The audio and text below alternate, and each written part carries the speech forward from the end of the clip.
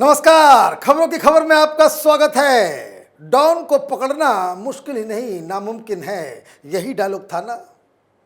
ये फर्जी बादशाह, फर्जी किंग बॉलीवुड का, ये सुपरस्टार शाहरुख खान का, इसने इस डायलॉग को थोड़ा सीरियसली ही ले लिया। इनको ये समझ में नहीं आया कि इनके पहले की जो फिल्में बनती थी उसमें ये डायलॉग होता था कि कानून के हाथ बड़े लंबे हैं, किसी के भी गर्दन तक पहुंच जाते हैं। और आज तो कमाल हो गया। कमाल ये हुआ कि जिसके बारे में कभी किसी ने सोचा तक नहीं था कि एनसीबी के अधिकारी शाहरुख खान के बंगले मन्नत के अंदर घुस के वहां पे छापामारी करेंगे। ये किसी ने इमेजिन नहीं किया था कि जिस घर के अंदर राहुल गांधी, प्रियंका वाड्रा पार्टी करते हैं, वहां पे एनसीबी के अधिकारी सबूतों को छानेंगे, आर्यन खान के कमरे की तलाशी लेंगे, कागजी कार्रवाई करेंगे। और किस लिए? वो इसलिए कि शाहरुख खान का बेटा आर्यन खान एक ऐसे केस में फंसा है जिसमें एनसीबी बार बार ये दावा कर रही है कि ये जो लड़का है इसके रिश्ते इंटरनेशनल ड्रग कार्टेल के साथ है। और उसको बचाने के लिए तमाम लोग खड़े हो गए। दलाल, पत्रकारों की बड़ी फौज, टेलीविजन चैनलों वालों का बड़ी लंबी लाइन लग गई। बच्चा है, जाने दो, सीख मिल गई। लेकिन कानून तो कानून है, वो सबके लिए बराबर होना चाहिए। और आज जिस हिसाब से न सिर्फ शाहरुख खान के बंगले पे छापेमारी हुई, आर्यन खान की मित्र चंकी पांडे की बेटी अनन्या पांडे के खिलाफ भी एनसीबी ने कार्रवाई की, छापेमारी की, उसके लैपटॉप, फोन, तमाम इलेक्ट्रॉनिक गैजेट को सीज किया और दफ्तर, एनसीबी के दफ्तर में तलब किया है, पूछताछ हो रही है। ठीक वैसा ही नजारा जो सुशांत सिंह राजपूत की मौत के बाद हुई थी। गजब ये डिवाइन जस्टिस है। सुशांत सिंह की आत्मा जहां कहीं भी होगी मुस्कुरा रही होगी। वो कह रहे हो कि देखो, तुमने जिसे जीने नहीं दिया उसे उसके कोप में, उसके श्राप में ये सारी चीजें हो रही हैं। खबर ये आ रही है कि तमाम, ये तो आर्यन खान के व्हाट्सएप चैट से न सिर्फ अनन्या पांडे, 3-4 और भी बड़े बड़े स्टार्स के भी नाम आ रहे हैं। और जो खबरें आ रही है मुंबई से, वो ये बताया जा रहा है कि तमाम जो बड़े बड़े सेलिब्रिटीज हैं, उनके बच्चे हैं, जो कोई इसके व्हाट्सएप के कनेक्शन में था, ये सब देश छोड़ के भागने में फिराक में लग गए। एक एक करके दहशत मचा हुआ है, कोई कुछ बोल नहीं रहा। सुशांत सिंह केस में तो बहुत सारे तुर्रम खां मैदान में कूद पड़े थे। तो कभी महेश भट्ट बोलता था, तो कभी जावेद अख्तर बोलता था, पता नहीं कौन कौन से लोग। और आज जब एक ऐसा केस सामने आया है जिसमें शाहरुख खान का बेटा फंसा है, कोई एक शब्द नहीं बोल रहा। और वो बोलने की उनकी जरूरत भी नहीं है, क्योंकि इसकी कमान तो इन लोगों ने संभाल ली है जिनके कंधों पे ड्रग माफिया को खत्म करने की जिम्मेदारी है। वहां की सरकार, वहां के मुख्यमंत्री बोल रहे हैं कि एनसीबी जो कर रही है वो बड़ा गड़बड़ कर रही है। और नवाब मलिक, उसने तो उसको कतई तो इंतहा हो गई। समीर वानखेड़े को टारगेट करने के चक्कर में आप समीर वानखेड़े की बहन को भी आप घसीट लेंगे। और वहां दूसरा बवाल मच रहा है,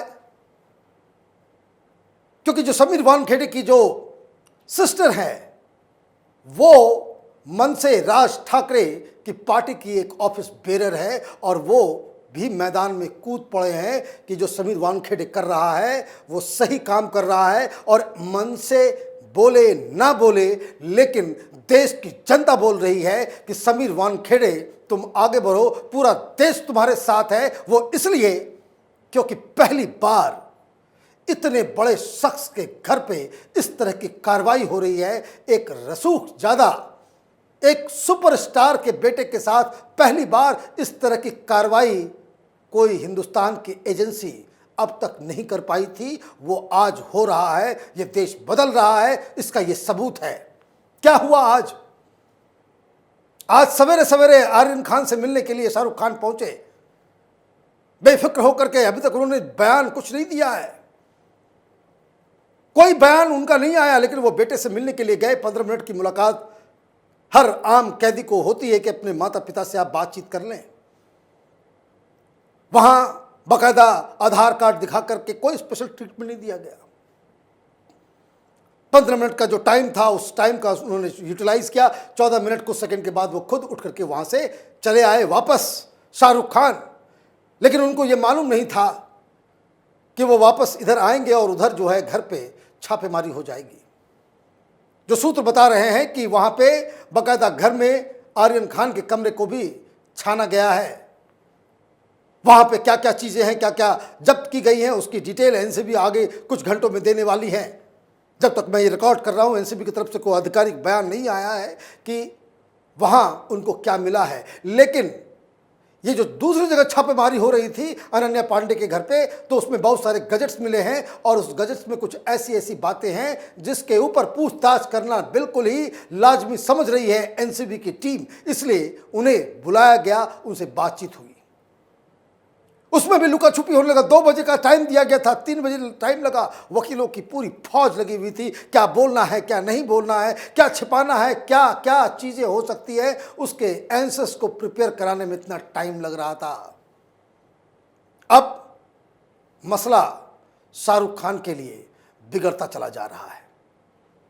एक तो वो दंभ, वो हेकड़ी कि मैं शाहरुख खान हूं, मेरा क्या कौन क्या बिगाड़ सकता है। क्योंकि इसमें एक और बड़ी चीजें आ रही हैं, क्योंकि और भी कहीं कहीं केसेस हो रहे हैं। कई जगहों से ये खबरें आ रही हैं कि आईपीएल में के अंदर भी बहुत बड़ा खेल हो रहा है।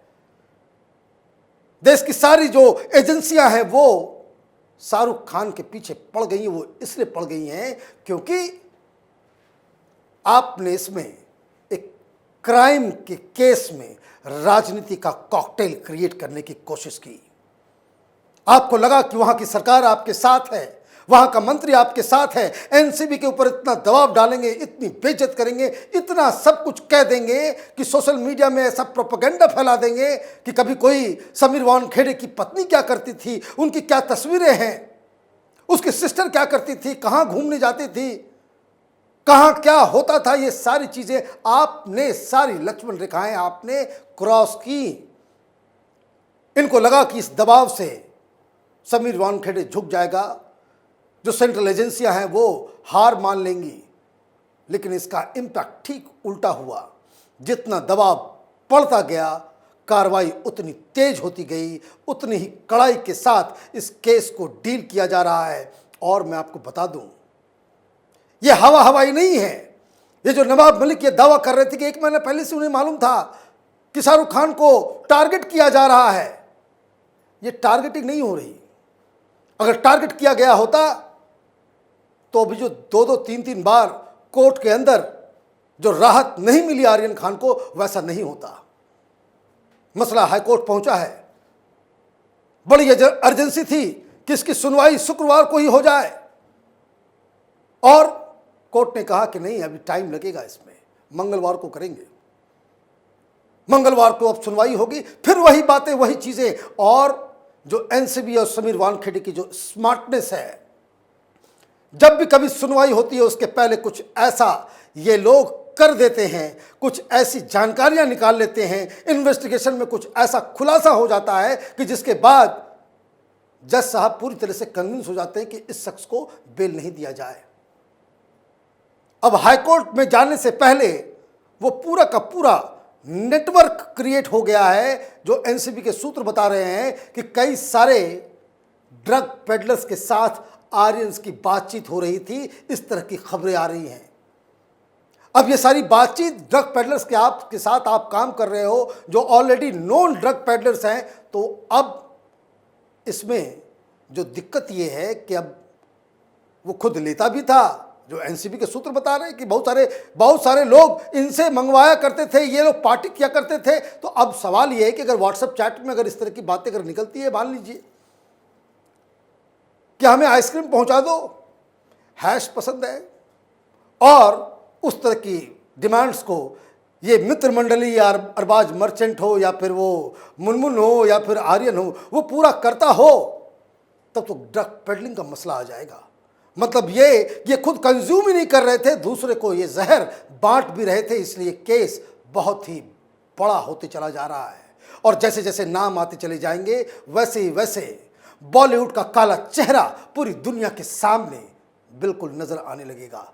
अभी जो तत्काल जो सबसे बड़ी खबर आ रही है कि अनन्या पांडे के बाद 2-3 और बड़े नाम के खिलाफ एनसीबी बहुत ही फौरन कार्रवाई करने जा रही है। उसका इंतज़ार हमें भी है, जैसे कि पूरे देश को इस केस में आगे क्या होगा उसका इंतज़ार है। पल पल की खबरें कैपिटल टीवी पे हम लगातार देते आ रहे हैं इस केस से जुड़ी हुई। आप देखते रहिए कैपिटल टीवी, हमारे वीडियो को लाइक कीजिए, शेयर कीजिए और हमारे चैनल को सब्सक्राइब कीजिए। धन्यवाद।